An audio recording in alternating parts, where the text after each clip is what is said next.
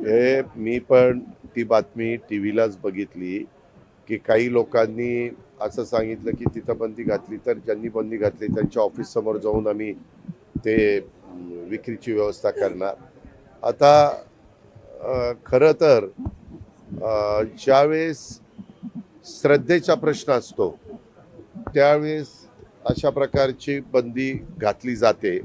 उदाहरणार्थ आषाढी एकादशी असेल, महाशिवरात्र असेल, महावीर जयंती असेल, अशा काही महत्त्वाच्या दिवस असतात त्यावेळेस.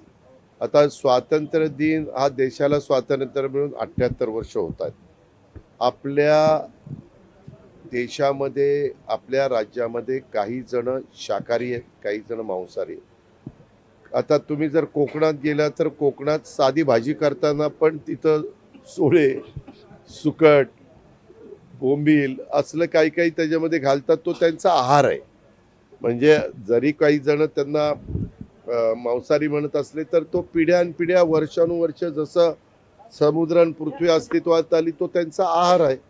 आणि त्याच्यामुळे त्यांचा आहार त्यांना घ्यायला अशी बंदी घालणं बरोबर नाही, उचित नाही.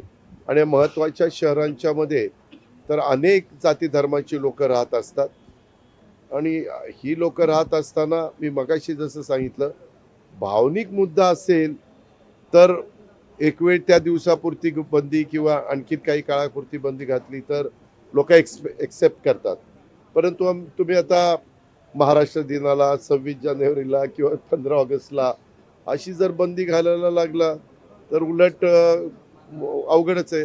म्हणजे ग्रामीण भागामध्ये तर ज्यावेळेस एखादा कार्यक्रम असतो त्यावेळेस बकरं कापतात आणि तो कार्यक्रम साजरा करतात किंवा जेवण घालतात. अशा पद्धतीचं चालतं. पण मी माहिती घेतो. पण माझं स्वतःचं मत असं आहे की लोकांच्या भावना देखील महत्त्वाच्या आहेत.